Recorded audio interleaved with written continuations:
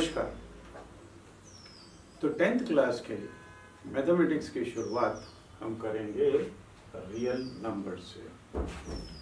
आपने छोटी क्लासेस के अंदर पढ़ा हुआ है, शुरुआत होती है नंबर सिस्टम की नेचुरल नंबर से, फिर आते हैं हम होल नंबर्स पे। होल नंबर के बाद में हम आते हैं इंटीजर्स पे, इंटीजर्स के बाद रैशनल, फिर इरेशनल और उसके बाद में रियल नंबर्स आते हैं। तो चलिए हम शुरुआत करते हैं चैप्टर की। नंबर सिस्टम में शुरुआत होती है natural numbers.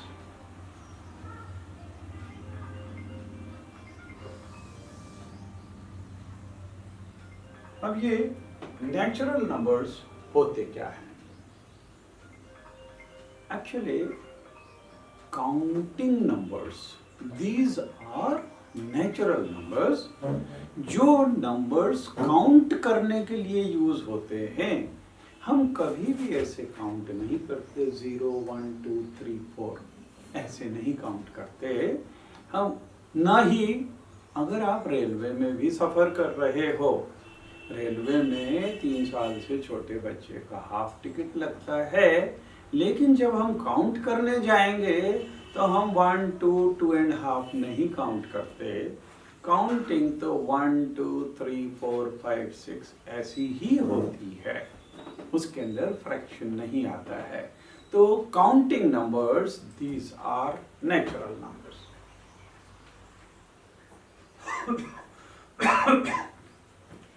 This set of natural numbers, this is denoted by n, and these are counting numbers. So set of natural number, this is 1 2 3 4. Actually देखा जाए तो ये natural numbers आए कहाँ से? There was a mathematician whose name was G. Peano. So he gave some axioms about this natural number. अब एंक्शम्स आपने theorem तो पढ़ी है। एंक्शम्स क्या होते हैं? Axioms are the results which need not any proof. उसके लिए प्रूफ देने की जरूरत नहीं है, वो as a true facts accept कर लिए जाते हैं। जबकि थ्योरम्स का प्रूफ होता है, लेकिन एंक्शम्स को, जैसे अगर हम बोले सूरज पूरब से उगता है, अब पूरब से उगता है उसका आप प्रूफ क्या दोगे? ठीक है, जहां से उगता है उसको हम पूरब दिशा बोलते हैं, है ना?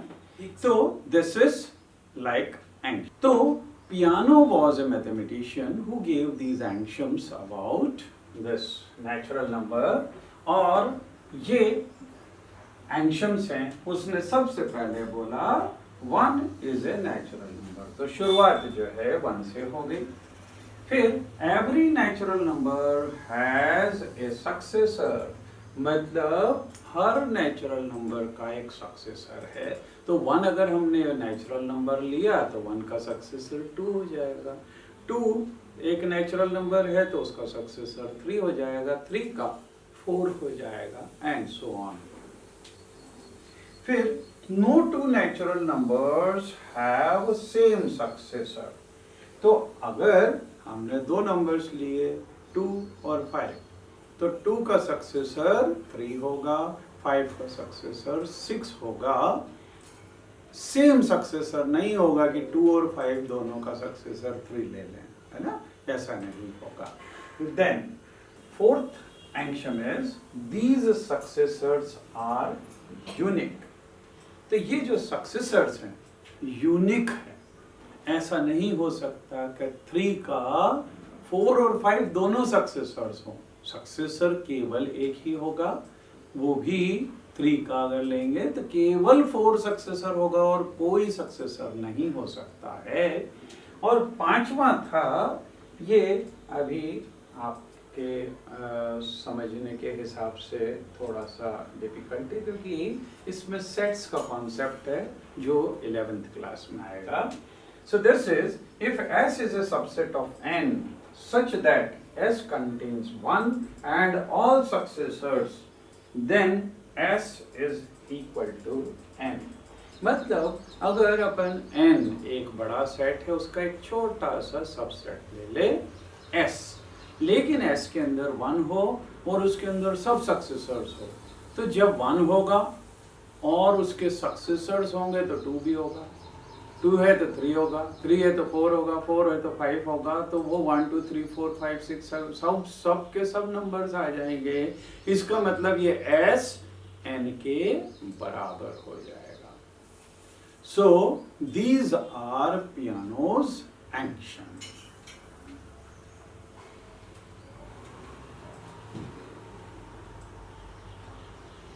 अब हम ये देखेंगे क्या नेचुरल नंबर से काम नहीं चलता है क्या? आखिर हम होल नंबर्स पे, इंटीजर्स पे, इन पे क्यों जा रहे हैं? तो इसका कारण भी हम एक एक करके देखेंगे। यहाँ पे नेचुरल नंबर्स हमने देख लिया, तो अब operations on natural number. Operation मतलब क्या? दो चीजों को कंबाइन करके तीसरी चीज निकालना। मतलब दो नंबर्स को अगर हम कंबाइन करें और तीसरा नंबर आए तो उसको बोलते हैं ऑपरेशन। अब ये कैसे आ सकते हैं? दो नंबर को कंबाइन कैसे कर सकते हैं? हम ऐड करके कंबाइन कर सकते हैं दो नंबर्स को, हम सब्ट्रैक्ट करके कंबाइन कर सकते हैं, हम मल्टीप्लाई करके भी कंबाइन कर सकते हैं, और हम डिवाइड करके भी तीसरा नंबर ला सकते हैं। तो दीज आर कॉल्ड ऑपरेशंस। तो addition, subtraction, multiplication, division, these are operations. इसमें सबसे पहले हम शुरुआत करेंगे एडिशन ऑफ नेचुरल नंबर से। अब एडिशन कैसे होता है? एक्चुअली नेचुरल नंबर है क्या? नेचुरल नंबर्स खुद काउंटिंग नंबर है, तो एडिशन अगर होगा तो वो भी काउंटिंग से आना चाहिए।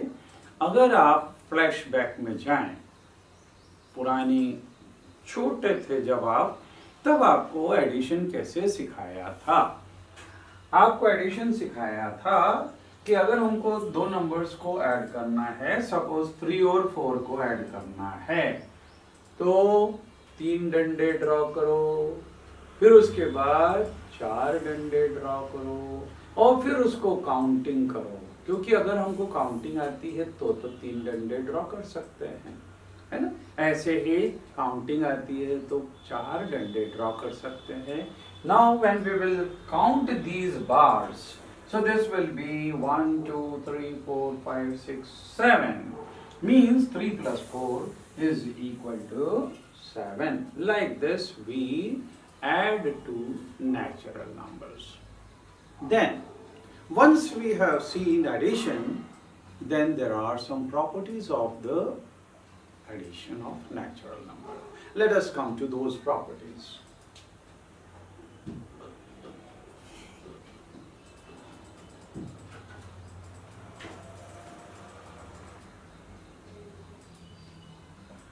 So, properties of addition.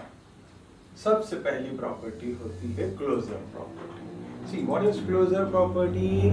Closure property is sum of two natural number is a natural number.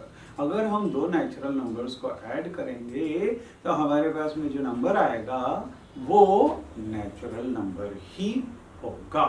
So this is first property. Sum of two natural numbers is a natural number. दूसरा, commutative property.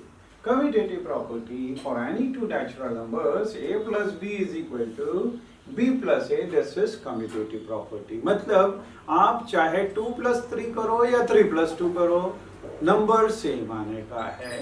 अगर 2 plus 3 करते हैं, means first of all you are drawing 2 bars, then 3 bars. If you will count, you will get 5 bars. इसकी जगह आप पहले 3 bars draw करो और फिर 2 bars ड्रॉ करो, तो भी 3 plus 2 this will be equal to 5. Means here if we generalize it, then a plus b is equal to b plus a. Then next is associative property. Associative property is for group wise addition. यहाँ पे if A, B, C are three numbers, then A plus B plus C is equal to A plus B plus C. Means if we are taking two numbers, say 2 plus 3 plus 4, this will be equal to 2 plus 3 plus 4. अगर यहाँ पे 2 और 3 को पहले add करें, ये bracket में दिए हुए हैं, तो ये 5 हो जाएगा और 5 प्लस 4 इज 9। इसकी जगह अगर हम पहले ब्रैकेट में 3 और 4 है तो 3 plus 4 is equal to 7, 7 plus 2 this is equal to 9। So again we are getting 9, means left hand side and right hand sides are equal। लेकिन इसको बोलते समय आपको पॉज का ध्यान रखना पड़ेगा।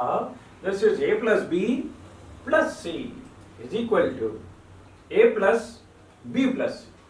So this is associative property.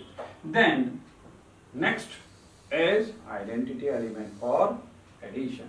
अब ये देखिए कि आइडेंटिटी एलिमेंट होता क्या है। Identity element is an element which when added to given element gives the same element. तो यहाँ पे identity element for addition is an element which when added to any element gives the same element. जैसे 0 को अगर हम किसी के भी साथ में ऐड करें तो वापस वही नंबर आ जाएगा। 0 plus 2 is 2, 0 plus 3 is 3, 0 plus 7 is 7। तो 0 एक ऐसा एलिमेंट है जिसको किसी भी एलिमेंट के साथ ऐड करेंगे तो हमारे पास में सेम एलिमेंट आ जाएगा। तो 0 आइडेंटिटी एलिमेंट होगा एडिशन के लिए।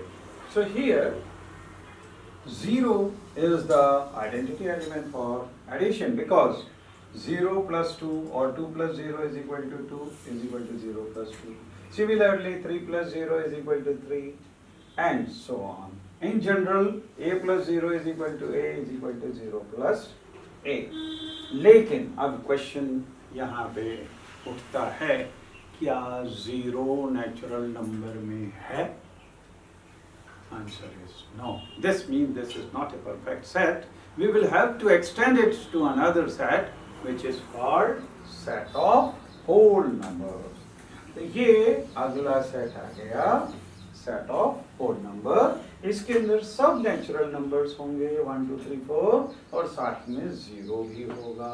इसका मतलब इसमें ये 3 प्रॉपर्टीज तो होंगी ही सेटिस्फाइड और चौथी प्रॉपर्टी आइडेंटिटी एलिमेंट भी यहाँ पे है। अब हम आते हैं अगली प्रॉपर्टी पे। सो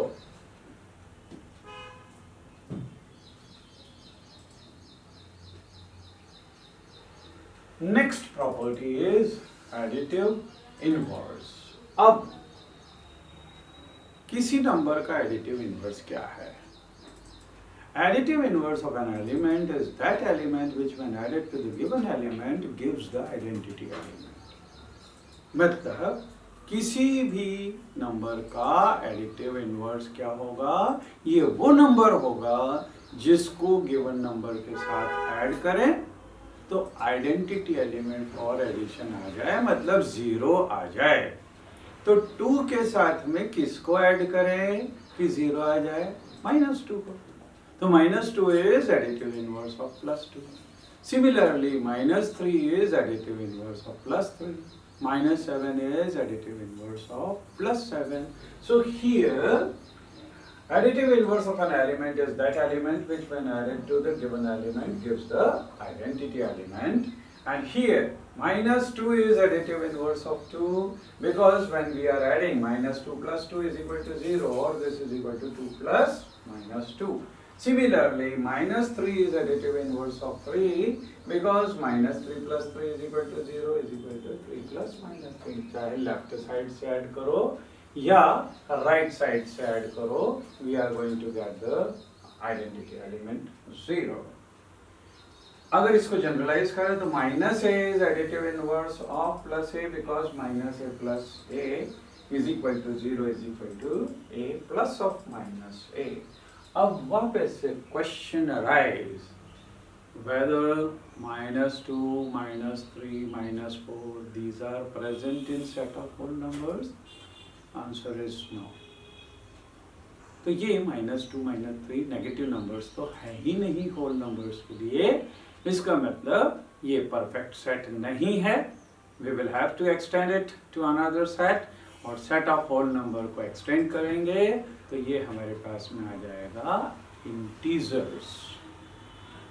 तो next is set of integers. इसके अंदर ये नेगेटिव नंबर्स -1, -2, -3 ये भी ऐड कर देंगे, और साथ में होल नंबर्स मतलब 0, 1, 2, 3, 4 ये तो होंगे ही. अच्छा, जहां हमारे पास में नेगेटिव नंबर्स आ गए मतलब एडिटिव इनवर्स आ गए, तो यहां से हम सब्ट्रैक्शन देख सकते हैं कि 5 - 3 एक्चुअली क्या है. दिस इज 5 प्लस ऑफ -3 मतलब 3 का एडिटिव इनवर्स हमको ऐड करना पड़ेगा 5. तो यहां से हम सब्ट्रैक्शन देख सकते हैं. सब्ट्रैक्शन के बाद में अगला ऑपरेशन आता है multiplication. So let us proceed for multiplication. So multiplication जैसे हमने एडिशन देखा काउंटिंग से आ रहा था, मल्टीप्लिकेशन एक्चुअली रिपीटेड एडिशन है, और एडिशन काउंटिंग से आता है तो मल्टीप्लिकेशन भी काउंटिंग से आ जाएगा. तो रिपीटेड एडिशन मतलब क्या, अगर हम लेते हैं 3 × 4 मीन्स 3 टाइम्स 4 मतलब 4 को 3 बार लिखना है, ऐड करना है. तो हम अगर 4 को 3 बार ऐड करते हैं तो 4 + 4 + 4 this is 12. This is nothing but 3 × 4. तो यहाँ पे multiplication is repeated addition. Example के लिए 2 × 3 this is 2 times 3 that is 3 + 3. 2 बार 3 को ऐड किया तो ये 6 आ गया. So 2 × 3 is equal to. तो इस तरह से हम मल्टीप्लिकेशन को डिफाइन कर सकते हैं. ठीक है, अब मल्टीप्लिकेशन देख लिया तो अब इसकी भी प्रॉपर्टीज आएगी, और पहली प्रॉपर्टी होती है क्लोजर प्रॉपर्टी. तो जैसे क्लोजर प्रॉपर्टी एडिशन के लिए हमने देखी थी कि sum of 2 natural number is a natural number. तो यहाँ पे क्लोजर प्रॉपर्टी क्या हो जाएगी, अगर हम मल्टीप्लिकेशन के लिए ले रहे हैं तो product of 2 integer is an integer. So here closure property is product of 2 integer is an integer. तो अगर a और b integers हैं तो a into b is also an integer. या 2 और 3 दो integers हैं तो 2 into 3 is also an integer. 2 और -5 दो integers हैं तो 2 into -5 this is -10 and -10 is also an integer. तो क्लोजर प्रॉपर्टी सेटिस्फाई होती है. Then commutative property. कम्यूटेटिव जैसे एडिशन में हमने देखा था 2 + 3 = 3 + 2. तो यहाँ पे 2 × 3 = 3 × 2 होगा, क्योंकि 2 × 3 भी 6 है और 3 × 2 भी 6 है ना. सो if we generalize then a into b is equal to b into a. Then come to associative property. Associative property जैसे उसको हमने एडिशन में देखा था ग्रुप वाइज एडिशन, यहाँ पे ग्रुप वाइज मल्टीप्लिकेशन हो जाएगा. So for any 3 integers a, b and c, a into b into c is equal to a into b into c. So this will also be satisfied. Then we come to next property. Next property is multiplicative identity element. अब जैसे addition के अंदर देखा था identity element क्या होता है. Identity element was an element which when added to any element gives the same element. तो यहाँ पे मल्टीप्लिकेशन के लिए हो जाएगा multiplicative identity element is an element which when multiplied to any element gives the same element. और वो number क्या होगा, 1 होगा, क्योंकि 1 को किसी से भी मल्टीप्लाई करेंगे, 1 into 2 is 2, 1 into 5 is 5, 1 into 10 is 10. So 1 is identity element for multiplication. So multiplicative identity element is an element which when multiplied to any element gives the same element. So 1 is multiplicative identity element. Why? Because when 1 is multiplied to any number, अगर इसको generalize करें तो a into 1 is equal to a is equal to 1 into a.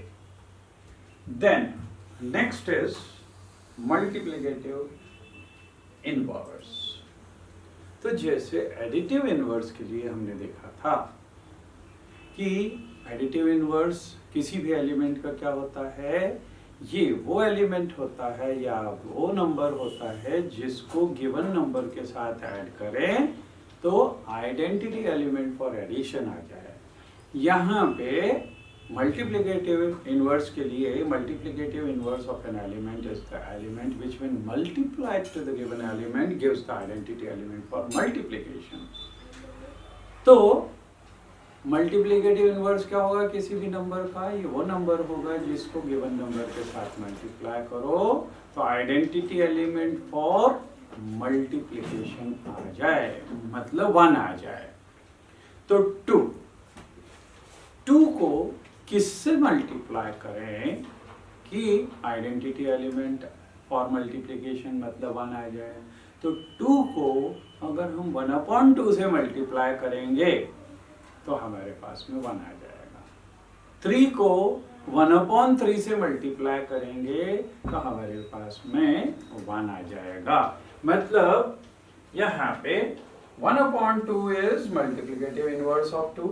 Why? Because 1/2 into 2, this is equal to 1, this is equal to 2 into 1/2. मतलब चाहे left side से multiply करो या right side से मल्टीप्लाई करो, अल्टीमेटली हमारे पास में आइडेंटिटी एलिमेंट फॉर मल्टीप्लिकेशन मतलब 1 आ जाना चाहिए। Similarly 1/3 is multiplicative inverse of 3 because 1/3 into 3 is also equal to 1 and so on. If we generalize it, then 1/a is multiplicative inverse of a because 1/a into a is equal to 1 is equal to a into 1/. अब वापस से अगर हम यहाँ पे देखें कि 1/2, 1/3, 1/5 क्या ये हमारे सेट ऑफ इंटीजर में है?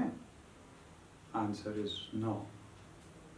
इसका मतलब ये इंटीजर एक परफेक्ट सेट नहीं है, इसको हमें एक्सटेंड करना पड़ेगा and we extend it to another set which is called set of rational number.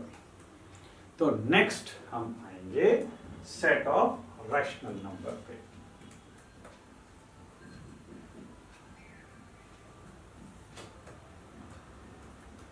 तो देखिए इस तरह से नंबर सिस्टम से हमने इसको आगे बढ़ाया होल नंबर पे, होल नंबर को आगे बढ़ाया इंटीजर पे और इंटीजर को आगे बढ़ाया रैशनल नंबर पे, क्योंकि कहीं न कहीं पे कोई ना कोई प्रॉपर्टी ऐसी आके अटक जाती है जो उस पर्टिकुलर सेट के अंदर नहीं होती। तो यहाँ पे now we come to rational number. Set of rational number, ये इसको डिनोट करते हैं Q से, and it is defined as Q is the set of all x such that x is in the form of P by Q. P by Q की जगह आप A by B भी ले सकते हो, C by D भी ले सकते हो, कोई ऐसा जरूरी नहीं है कि P और Q ही लें। Where P and Q are integers and Q is not equal to 0, क्योंकि यहाँ पे डिनोमिनेटर में हम 0 नहीं ले सकते। किसी भी नंबर को अगर 0 से डिवाइड करते हैं तो वो नॉट डिफाइंड है, ठीक है। सो अब इसके अंदर देखिए, आप जितने भी नेचुरल नंबर हो, चाहे इंटीजर्स हो या होल नंबर हो, इनमें से किसी के भी अपॉन में अगर 1 लिख दिया तो वो P/Q वाले फॉर्म में आ गया। और 1 लिख रहे हैं 0 नहीं लिख रहे हैं, मतलब वो रैशनल नंबर हो जाएगा। सो 2/3 -5/7 3/-5 25/15 0/5 which is equal to 0, these are all rational numbers। अब रैशनल नंबर अगला जो है हमारा सेट आ गया, इसमें फिर से हमको देखना पड़ेगा ऑपरेशंस। तो सबसे पहले ऑपरेशंस ऑन रैशनल नंबर, इसमें एडिशन आपने छोटी क्लासेस में ये इस तरह के वो किए हुए हैं कि 2/3 और 5/7 को कैसे ऐड करते हैं। पहले डिनोमिनेटर का एलसीएम लेते हैं, फिर डिनोमिनेटर सेम करके न्यूमरेटर्स को ऐड कर देते हैं तो एडिशन आ जाता है। फिर सब्ट्रैक्शन के लिए न्यूमरेटर्स को पहले तो डिनोमिनेटर्स का एलसीएम लेके डिनोमिनेटर सेम किया हो, फिर न्यूमरेटर्स को सब्ट्रैक्ट कर दो। तो you have done all these things. तो यहाँ पे अगर a/b और c/d these are two rational numbers, then a/b plus c/d this will be equal to LCM will be this BD and we will get AD plus BC. So this will be sum of two rational numbers. And here you will see यहाँ पे A, B, C, D ये सब integers हैं। Integers हैं और integers में हमने देखा था क्लोजर प्रॉपर्टी सब जगह वहाँ पे सेटिस्फाई हो रही थी। मतलब product of these two integer is an integer, product of these two integer is also an integer, integer plus integer this is also integer, and upon में ये भी integer है and this is not equal to 0। मतलब ये integer upon integer आ गया, मतलब ये rational number होगा। means sum of two rational number will be a rational number। इस property को क्या बोलते हैं? इसको बोलते हैं closure property। तो here since the sum and the product of two integer is an integer, therefore AD BC ये देखिए ये AD BC and BD these are integers and BD is not equal to 0, therefore this will be a rational number। मतलब sum of two rational number is a rational number, this is closure